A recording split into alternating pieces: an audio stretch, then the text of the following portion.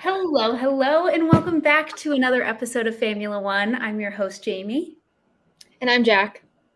And we are no longer in the same location. We are no longer at our lovely hotel room in Nashville. I'm very sad.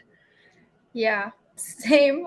It's been hard coming back to work, honestly. Yeah, but so if you missed last episode, I think we mentioned it in last episode, but we were down in Nashville for the IndyCar race. It was incredible. I feel like recovering from the 3 straight days in the Nashville sun. Oh yeah, but neither one of us got sunburned. I just want to point that out. Yeah, that's incredible. That is our such Irish skin. Yeah, good for us. Yeah.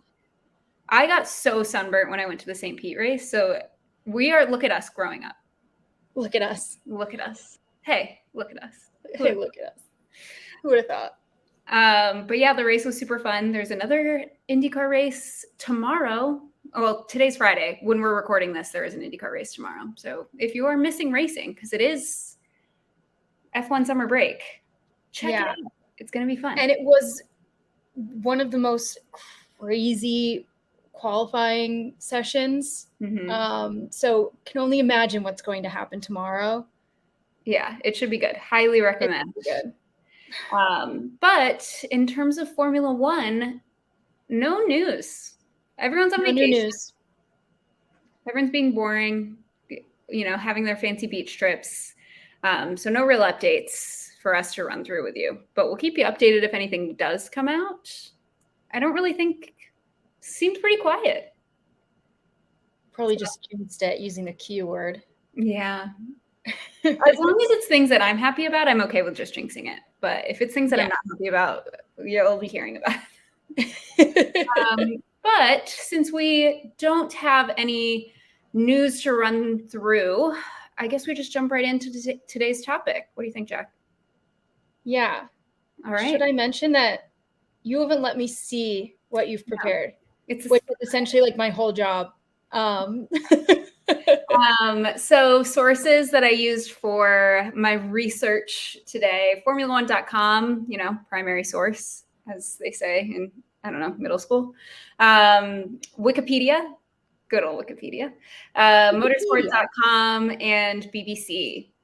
So you might be wondering, what is this secret story I'm about to tell you? So it's the story of, a once powerhouse team that used to win titles with the likes of Lauda, Senna, Prost. Jamie. Then they were marred by some scandal in the 2000s. And they're currently fighting from the midfield. But what does their recent performance mean? I'm going to tell you the story of McLaren. Here we go. I'm done with you. So our story begins in 1963, where Bruce McLaren Motor Racing is founded. And a man by the name of Bruce McLaren in 1968 wins in Belgium, giving McLaren their first ever win. Unfortunately, just 2 years later, in 1970, Bruce McLaren dies at Goodwood. But the McLaren name lives on in motorsport, as we all know. And in 1976, James Hunt, very famous name in motorsport as well, he takes the first ever drivers' championship for the team.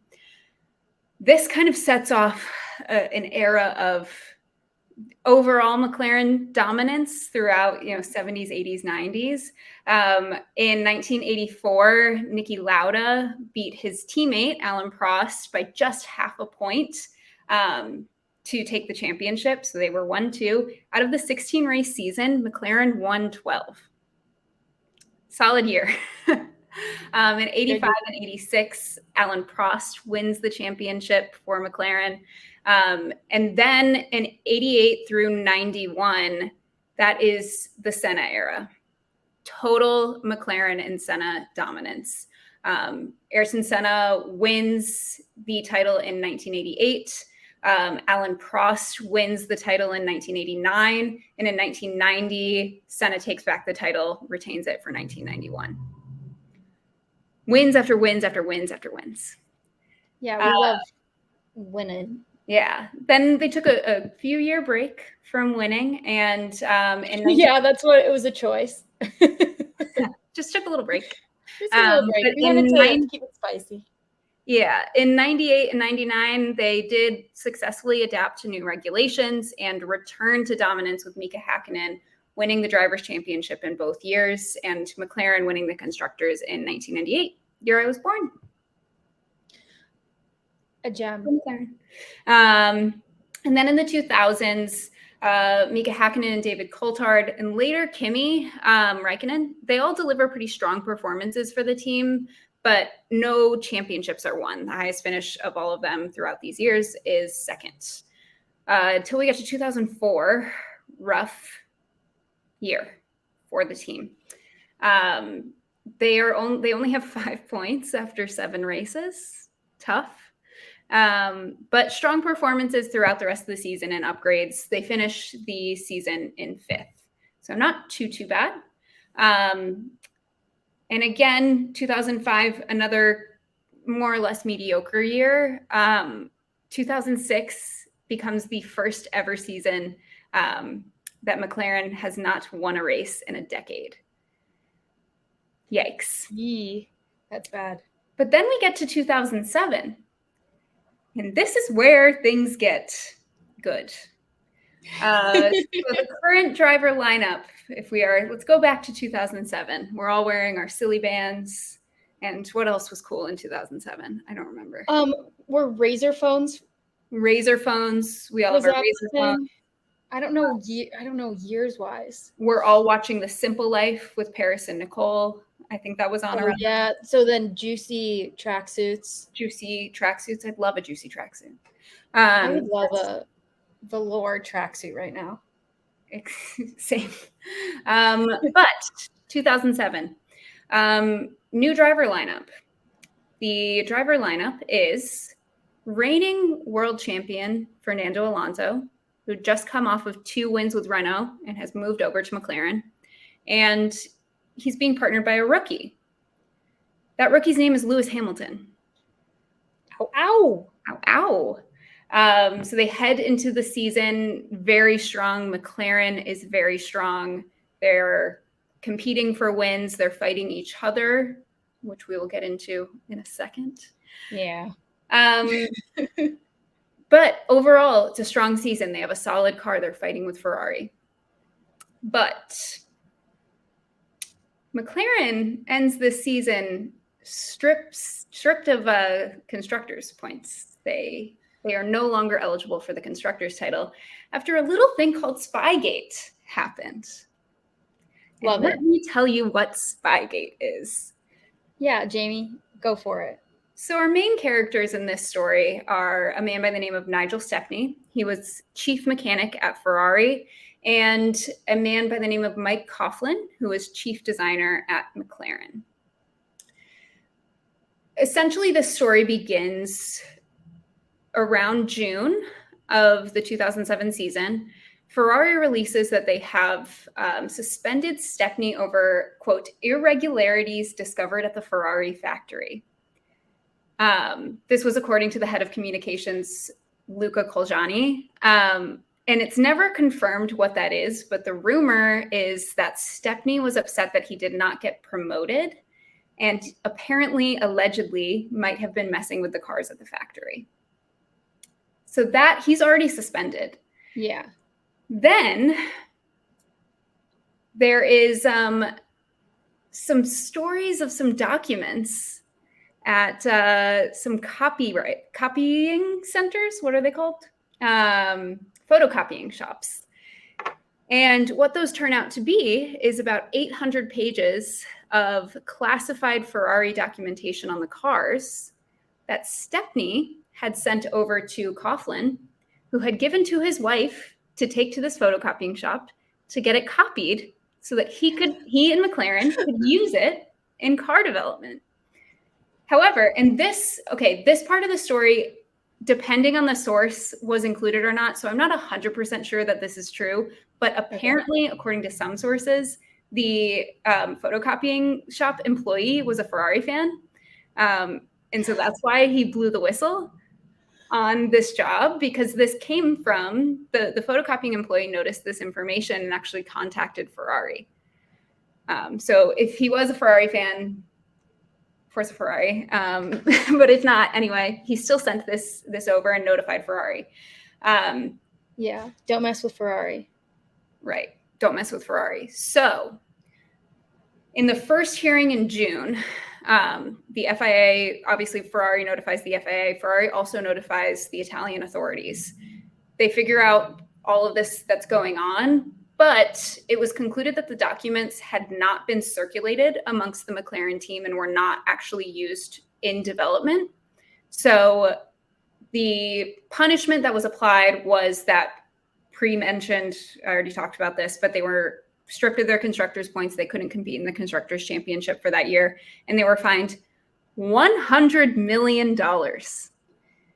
Wow. Which to this day remains, to the best of my research that I was able to find, the largest fine in sporting history.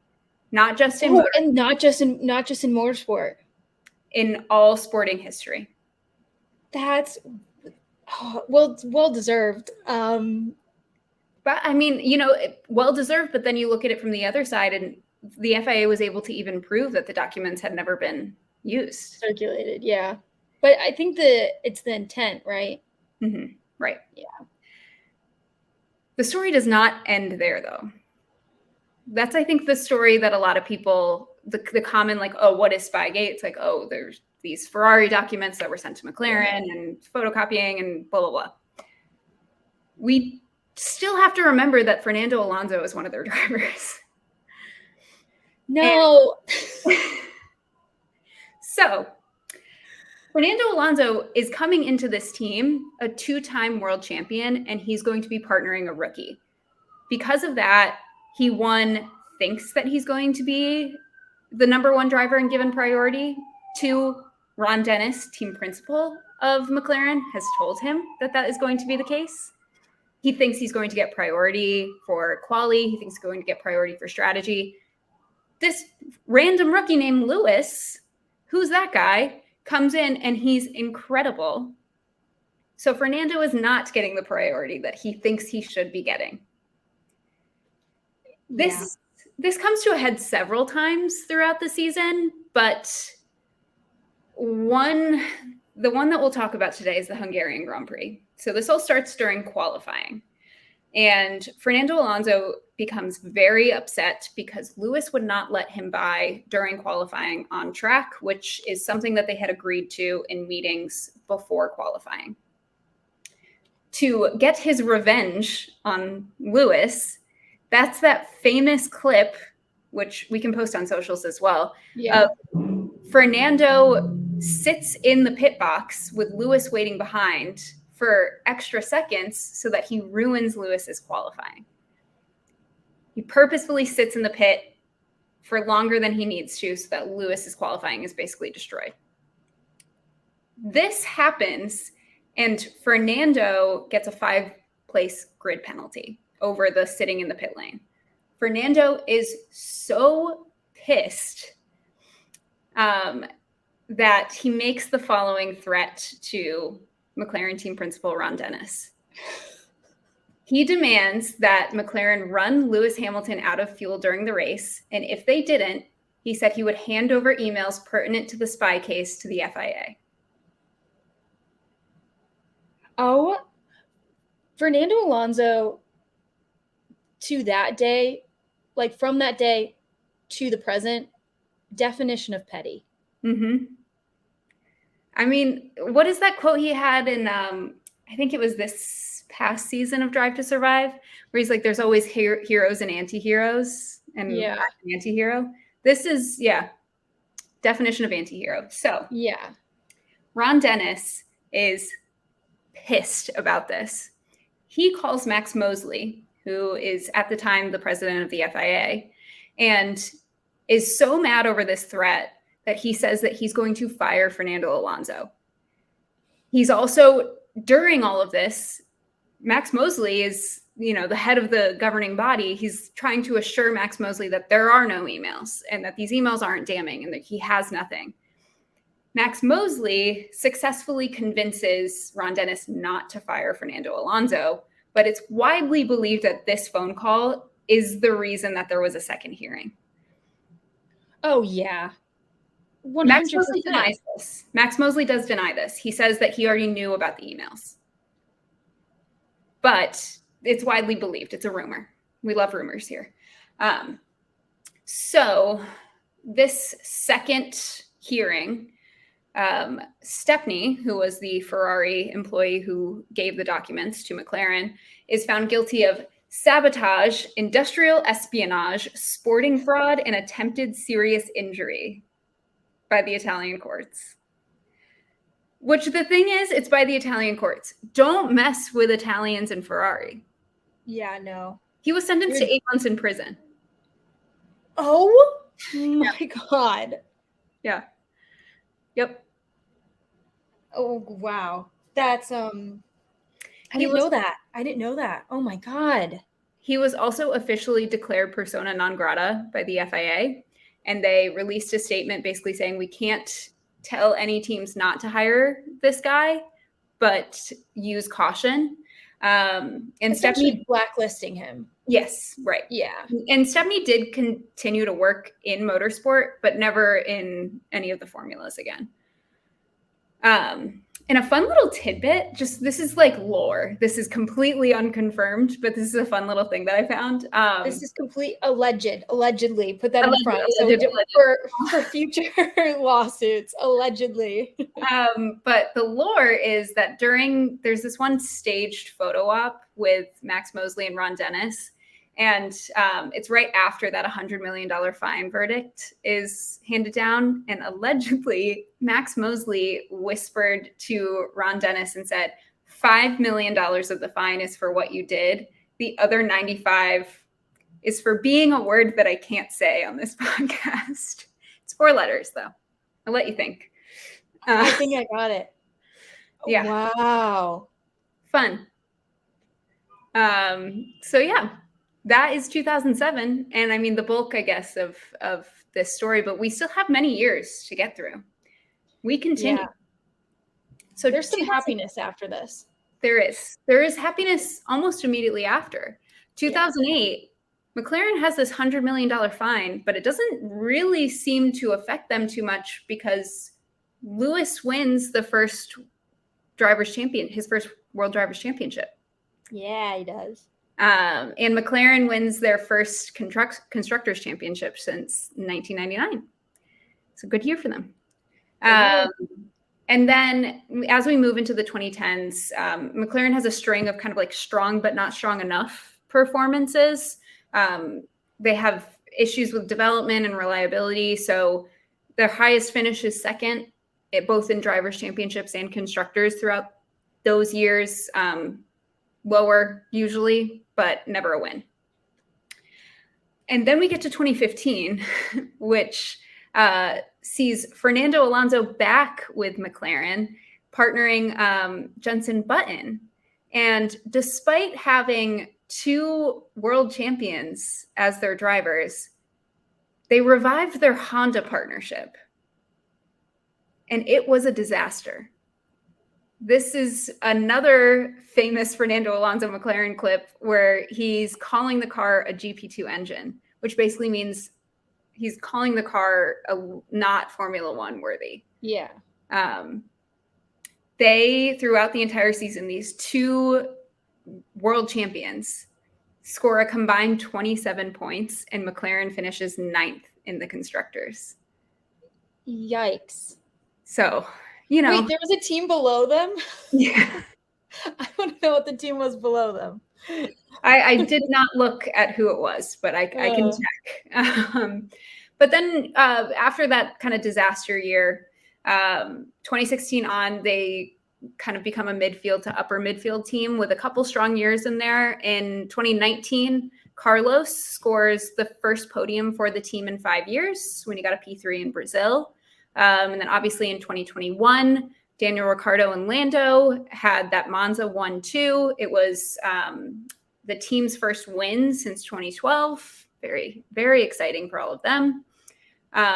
And then obviously in 2022, a little bit, not quite as severe as Spygate, but a little bit more scandal with the ending of Daniel Ricciardo's contract a year early, and then signing of Oscar Piastri, which in itself, not super scandalous. I think the scandal really comes from the fact that Alpine thought that they had Oscar Piastri and announced that he was going to be driving for them. And then Oscar had to announce via Twitter, like, I'm not driving for them, but I can't really say anything else.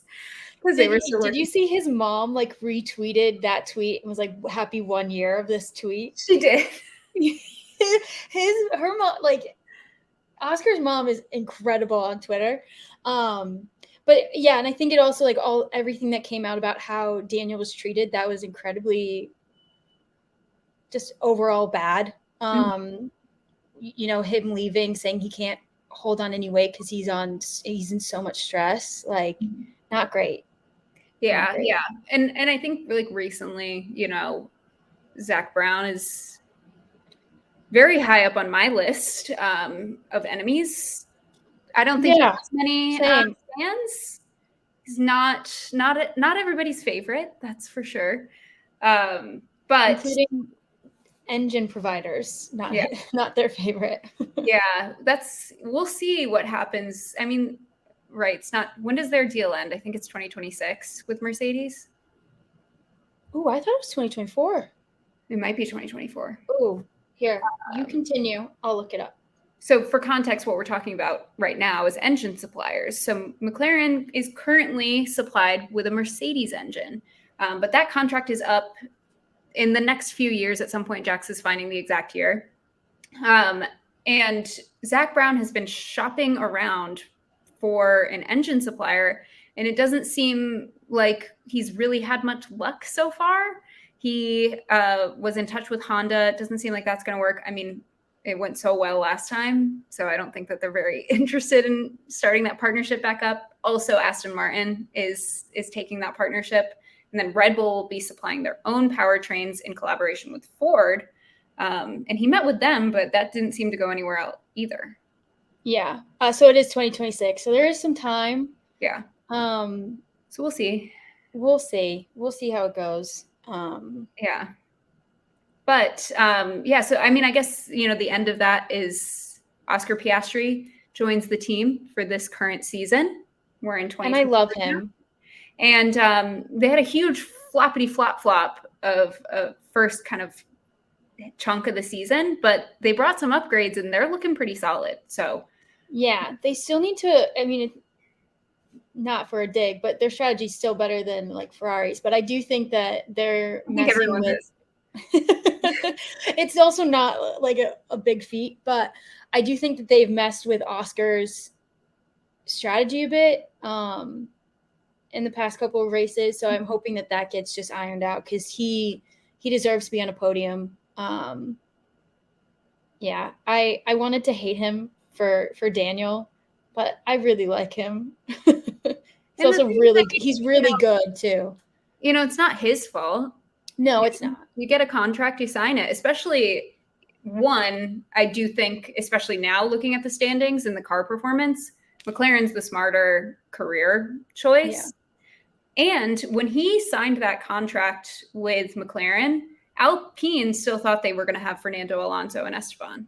So it's not like Alpine was giving him the seat when he signed that contract. So it's not his fault. It's, you know, everything that went on around it and Zach Brown being shady. That's the problem. But keeping the McLaren history alive with still being shady. The shade. Yeah. But I mean, we will see. It seems like, you know, the driver lineup as of now, Oscar and Lando, is very, very promising young talent. They look very similar, which always freaks me out a little bit. Like, what are you planning? Zach Brown, what are you planning with your brunette minions? But, you know, the car is looking stronger and stronger. We'll see how they continue when we get back from spring break. But, you know, the story of McLaren is not over. There could be a return to dominance. You never know. We're hoping for it. You know, it's been long enough. And especially dealing with last season. I I would like, you know, their podiums, and, you know, like Oscar got second in the sprint. Yeah, those definitely help. Mm-hmm. But a win would be really nice. I would like to see somebody other than Red Bull win a race. I don't even really care who. Yeah, same. Yeah, I think it's incredible. Like, I mean, the only reason recently Max wasn't on the podium, but it was because of they changed stuff in his car, and so he got like a penalty, and so Charles Leclerc was P1, but he didn't actually get P1, which is like the most Charles Leclerc thing to happen, I feel like. Yeah, we'll see. We will see. I mean, I keep telling myself there's no way they can win all 23. Is it 23? It was supposed to be 24 and then Imola got canceled, or maybe it's 22. Yeah. They can't win all of them, but it's looking more and more like they can. So who knows? They're gonna make that new record that they're holding about consecutive wins absolutely impossible to break. Yeah, they can add as many races to the season, but I don't think it's going to get broken again. I mean, this is a very impressive thing. We are, in fact, witnessing history, even though neither of us is very happy about it. A lot of people aren't happy about it, but, you know, Max's driving is insane, and on so many levels. It's just incredible. Yeah. I will admit that as not a Red Bull fan, he's an excellent driver, and they've got a fantastic car. He's in his own league in that car. He's in his own league. He's in his own league is a perfect way to describe it. Yeah. He's in Formula 1 plus. Yeah. The season would be so good if there was no Red Bull. Like, it would be different winner after different winner. It would be so good. It would be such an interesting, I feel like it would be more like IndyCar, because what was it, 2022, where the overall driver winner only really won one race, but he was the most consistent. Mm-hmm. I mean, the IndyCar season is more or less almost over.